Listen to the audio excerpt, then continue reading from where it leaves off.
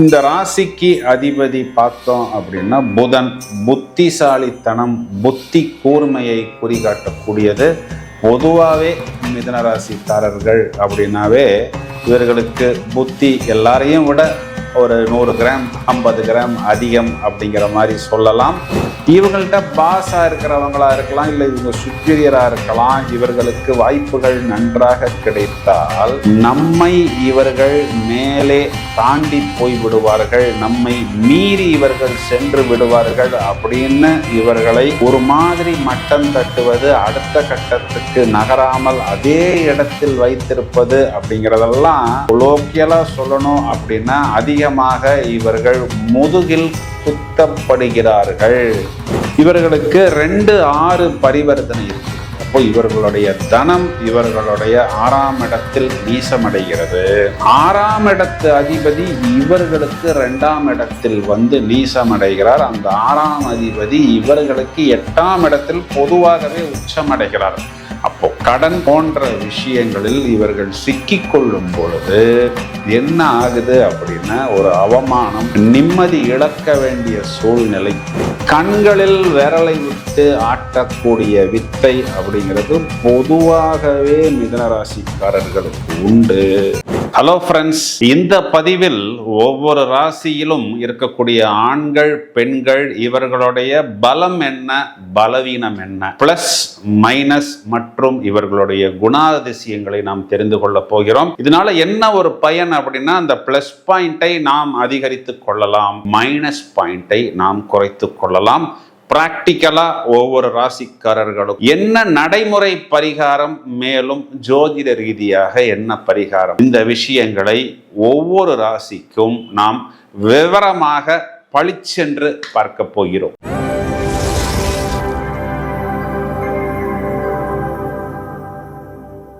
இந்த பதிவில் நாம் எடுத்திருப்பது மிதுன ராசி, காலபுருஷனுக்கு 3வது ராசி. இது ஒரு காற்று ராசி. அப்போ வேகமாக பரவக்கூடிய தன்மை, எந்த ஒரு விஷயத்தையும் வேகமாக கிரகித்து கொள்ளக்கூடிய ஒரு தன்மை. இந்த ராசிக்கு அதிபதி பார்த்தோம் அப்படின்னா புதன். புத்திசாலித்தனம், புத்தி கூர்மையை குறிகாட்டக்கூடியது. பொதுவாகவே மிதுன ராசிக்காரர்கள் அப்படின்னாவே இவர்களுக்கு புத்தி எல்லாரையும் விட ஒரு 100 கிராம் 50 கிராம் அதிகம் அப்படிங்கிற மாதிரி சொல்லலாம். காற்று தத்துவம் அப்படிங்கிறது வேகமாக ஒரு டெவலப்மெண்ட், ஒரு முன்னேற்றம், ஒரு மாற்றம். அப்போ அந்த மாற்றம்ங்கிறது இவங்களை பொறுத்த வரைக்கும் அடுத்த கட்டம், அடுத்த லெவல். ஆனால் மற்றவங்களை பொறுத்தா என்ன ஆகும் அப்படின்னா அது ஒரு குழப்பம் அப்படிங்கிறத. காலையில் ஒன்று சொன்னாங்க, ஈவினிங் ஒன்று சொல்கிறாங்க.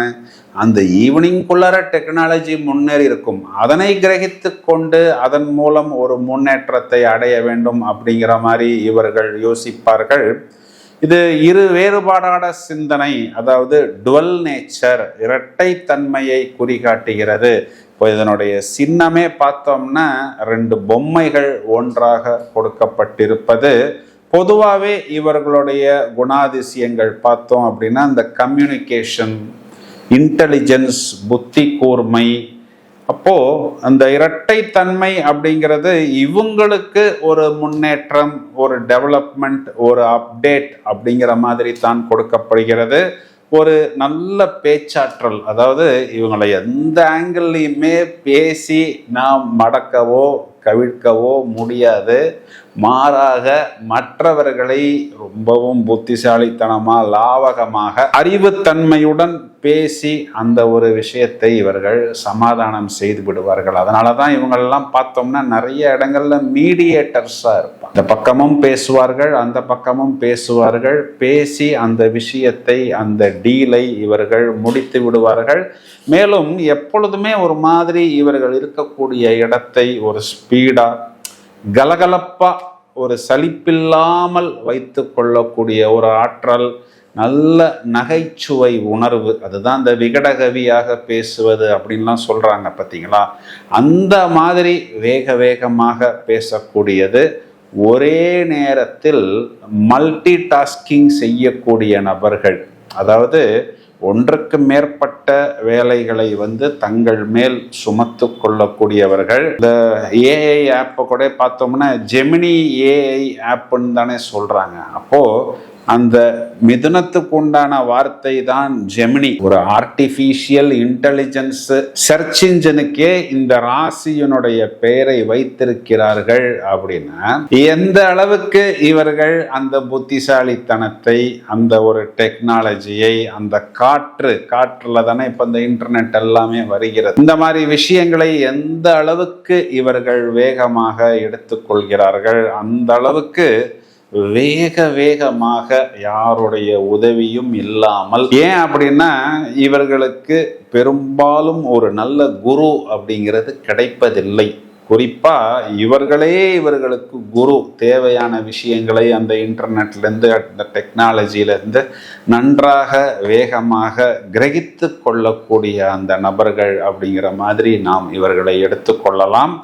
இவங்க வேலை செய்கிற இடத்துலலாம் கூட என்ன ஆகுது அப்படின்னா இவர்கள் அந்த ஒரு ஸ்பீடை, அந்த ஒரு எனர்ஜியை, அந்த ஒரு புத்திசாலித்தனத்தை வேலையில் வெளிப்படுத்தும் பொழுது இவங்கள்ட்ட பாஸாக இருக்கிறவங்களா இருக்கலாம், இல்லை இவங்க சுப்பீரியராக இருக்கலாம், இவர்களுக்கு வாய்ப்புகள் நன்றாக கிடைத்தால் நம்மை இவர்கள் மேலே தாண்டி போய் விடுவார்கள், நம்மை மீறி இவர்கள் சென்று விடுவார்கள் அப்படின்னு இவர்களை ஒரு மாதிரி மட்டம் தட்டுவது, அடுத்த கட்டத்துக்கு நகராமல் அதே இடத்தில் வைத்திருப்பது அப்படிங்கிறதெல்லாம் லோக்கியலா சொல்லணும் அப்படின்னா அதிகமாக இவர்கள் முதுகில் குத்தப்படுகிறார்கள். பிறகு இதனை இவர்களே ஒரு நேரத்தில் உணர்ந்து நம்மளுடைய வாய்ப்புகள் நமக்கு யாரும் ஏற்படுத்துவதில்லை, மாறாக நம்மைத்தான் மற்றவர்கள் உபயோகித்துக் கொள்கிறார்கள் அப்படிங்கிறதை புரிந்து கொண்டு தங்களுக்கான வாய்ப்புகளை இவர்களே அதிகம் ஏற்படுத்தி கொள்கிறார்கள். குரு துரோகத்தை இவர்கள் சந்திக்கிறார்கள் அப்படின்னு சொன்னால் அது மிகையாகாது. இப்போ இந்த ராசியில் இருக்கக்கூடிய நபர்கள் அறிவு திறன், கலகலப்பாக பேசக்கூடியவர்கள், வேகம் நிறைந்தவர்கள், சுதந்திர உணர்வு, நாம் யாருக்கும் கீழ் அடிபணியக்கூடாது அப்படிங்கிறது இவர்கள் அதிகம் வைத்திருப்பார்கள். இப்போ மிதனராசி பெண்கள் அப்படிங்கிறத பார்த்தோம் அப்படின்னா எந்த சூழ்நிலையிலும் பேச்சால் சமாளிக்கக்கூடிய ஆற்றல், அந்த புத்திசாலித்தனம், அந்த பக்குவம், புத்திசாலித்தனமாக முடிவெடுப்பது, நிறைய விஷயங்களை சேகரித்து கொள்வது, படிப்பது, ஆசிரியர்களாக, ஃபினான்ஷியல் அட்வைசர்ஸாக செயல்படுவது, டெக்னாலஜி, நவீன தொழில்நுட்பம் போன்ற விஷயங்களிலெல்லாம் அதிக ஈடுபாடு இந்த இடங்களில் ஒர்க் பண்ணக்கூடியவர்களாக இவர்களை பார்க்கலாம். அந்த மாற்றத்தை விரும்புவார்கள், அப்டேட்டாக இருப்பது அதெல்லாம் இவர்களிடம் உண்டு. எளிதாக பழகும் குணம் அப்படிங்கிறதுனால இவர்களுக்கு நிறைய நண்பர்கள் அதெல்லாம் இவர்களிடம் உண்டு. என்னன்னா சில நேரத்தில் இந்த பொதுவாகவே மிதுனராசிக்காரர்கள் ஃபினான்ஷியல் ரொட்டேஷனில் சிக்கிக் கொள்வார்கள். அதாவது பணத்தை இங்கே வாங்கி அங்கே கொடுப்பது, ஒரு இடத்துல கம்மி வட்டிக்கு வாங்கி இன்னொரு பக்கத்துல கொஞ்சம் கூடுதல் வட்டிக்கு கொடுப்பது. இவர்கள் பொதுவாக யார்கிட்ட கொடுக்கிறார்களோ அவர்கள் இவர்களிடம் திருப்பி கொடுப்பதில்லை, மாறாக இவர்கள் எங்கிருந்து பணத்தை வாங்குகிறார்களோ அவர்கள் ரொம்பவும் ஒரு டிஜிட்டல் டெக்னாலஜி போல் இவர்களிடம் அந்த பணத்தை வாங்கி கொண்டு போய் விடுவார்கள். இது சில இடங்கள்ல அந்த சகோதரிகள் கணவனுக்கு தெரியாமல் கூட செய்திருப்பார்கள். அதுக்காக ஒரு ரொட்டேஷன், கடன் வாங்குவது, இல்லைன்னா எதையாவது ஒரு பொருளை போய் அடமானம் வைத்து கடனை அடைப்பது, இதெல்லாம் மிதுனராசி ஆண்களும் அதிகம் செய்ய வேண்டிய ஒரு சூழ்நிலை, பெண்களும் அதிகம் செய்ய வேண்டிய ஒரு சூழ்நிலை. ஏன் அப்படின்னா இவர்களுக்கு 2-6 பரிவர்த்தனை இருக்கிறது. அப்போ இவர்களுடைய தனம் இவர்களுடைய 6ஆம் இடத்தில் நீசமடைகிறது. 6ஆம் இடத்து அதிபதி இவர்களுக்கு 2ஆம் இடத்தில் நீசமடைகிறார். அந்த 6ஆம் அதிபதி இவர்களுக்கு 8ஆம் இடத்தில் பொதுவாகவே உச்சமடைகிறார். அப்போ கடன் போன்ற விஷயங்களில் இவர்கள் சிக்கிக் கொள்ளும் பொழுது என்ன ஆகுது அப்படின்னா ஒரு அவமானம், நிம்மதி இழக்க வேண்டிய சூழ்நிலை. அந்த இடத்துல பார்த்தோம் அப்படின்னா இவர்களுக்கு, அதாவது இவர்களுடைய 8ஆம் வீட்டில் கடனை குறிகாட்டக்கூடிய செவ்வாய் உச்சம் குடும்பத்தை லைஃப் பார்ட்னரை குறிகாட்டக்கூடிய குரு நீசம். இப்போ இந்த ஒரு விஷயத்தினால் நிறைய இடங்கள்ல மிதுன ராசிக்காரர்களுடைய ஃபேமிலி லைஃப்பில் பிளவு பிரிவு ஏற்படுகிறது. இந்த மைனஸ் பாயிண்ட்டை நான் கொஞ்சம் ஸ்ட்ரெஸ் பண்ணி சொல்வதற்குண்டான காரணம், இந்த மைனஸ் பாயிண்ட்டை நீங்கள் பிராக்டிக்கலாக நடைமுறையில் சைக்காலஜிக்கலாக நீங்களாகவே நன்றாக யோசித்து இதற்கு ஒரு தீர்வு அப்படிங்கிறத எடுத்துக்கொண்டால், பொதுவாகவே இந்த மிதுன ராசிக்காரர்கள் போல் ஒரு சாதனையாளர்கள் நாம் பார்க்க முடியாது. மேலும் குறிப்பாக இவங்களுடைய ஃபேமிலி லைஃப் மிதுன ராசிக்காரர்களை பற்றி நாம் எடுத்துக்கொண்டோம் அப்படின்னா, 7ஆம் அதிபதி இவர்களுக்கு 2ஆம் இடத்தில் நீசம். 7ஆம் அதிபதி பொதுவாகவே மிதுன ராசிக்காரர்களுடைய ஃபேமிலி லைஃப்பை நாம் எடுத்துக்கொண்டால் 7ஆம் அதிபதி இவர்களுக்கு 8ஆம் வீட்டில் உச்சம். அப்போ மிதுன ராசிக்காரர் தன்னுடைய மனைவியால் கணவனால் ஒரு அவமானம் தோல்வியை தாண்டித்தான் வெளியே வருகிறார். அந்த அவமானத்தையும் தோல்வியையும் நமது குடும்பத்துக்காக நமது குழந்தைகளுக்காக அப்படிங்கிற ஒரு சகிப்புத்தன்மையுடன் இவர்கள் டிராவல் பண்ணினால் அந்த ஃபேமிலி லைஃப் இவர்களுக்கு நீடிக்கிறது. இல்லைன்னா அந்த ஃபேமிலி லைஃப் இவர்களுக்கு பர்ஸ்ட் ஆகிறது, இல்லைன்னா பிளாஸ்ட் ஆகிறது அப்படிங்கிற மாதிரி சொல்லிவிடலாம். மேலும் இவர்கள் தாங்கள் இந்த ஒரு ஃபினான்ஷியல் சிலந்தியில் மாட்டிக்கொள்கிறார்கள். நிறைய பேர் இந்த ஷேர்ஸில் போகிறாங்க, ட்ரேடிங்கில் போகிறாங்க, இந்த கிரிப்டோ கரன்சியில் போகிறாங்க. மொத்தமாக விஷயத்தை ஏதோ ஒரு இடத்தில் இழந்து விடுகிறார்கள்.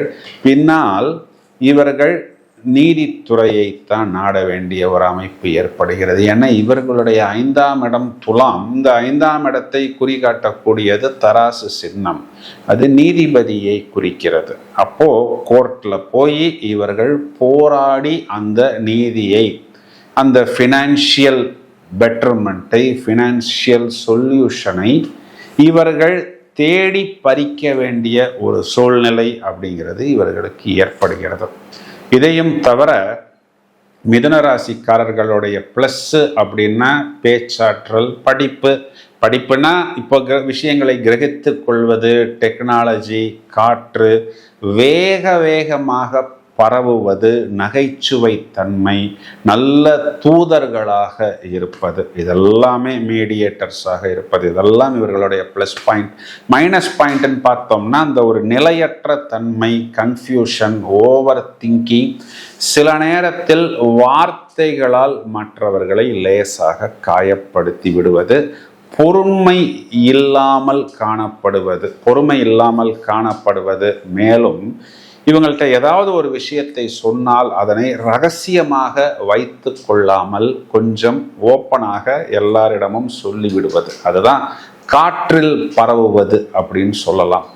இப்போ இந்த நெகட்டிவ் பாயிண்ட்ஸை எப்படி ஓவர் கம் பண்ணணும்னா, செல்ஃப் கவுன்சிலிங், பயிற்சி, முயற்சி, யோகா, தியானம், மெடிடேஷன். இப்போ உங்களுடைய மைனஸ் பாயிண்ட்ஸ் என்னங்கிறத நான் சொல்லிட்டேன்.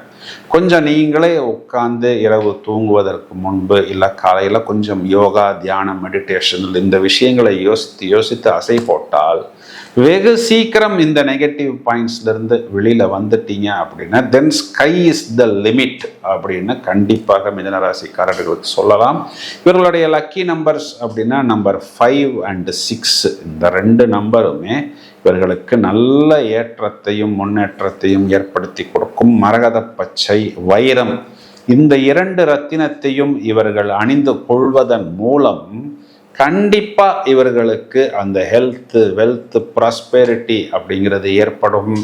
மகாவிஷ்ணு வழிபாடு, அதாவது பெருமாள் வழிபாடு, இவர்கள் குறிப்பாக புதன்கிழமைகளில், வெள்ளிக்கிழமைகளில் விஷ்ணு ஸ்லோகங்கள், இவங்களுக்கு தெரிஞ்ச அந்த மந்திரங்கள் ஜபம் செய்வதன் மூலம் வீட்டுக்கு பக்கத்தில் இருக்கக்கூடிய ஒரு பிரதான ஆலயமாக இருந்தாலும் சரி, இல்லை ஒரு விஷ்ணு ஆலயமாக இருந்தாலும் சரி, தொடர்ந்து வழிபாடுகள் செய்ய ஒரு நல்ல முன்னேற்றத்தை இவர்கள் நடைமுறையில் பெறுவார்கள்.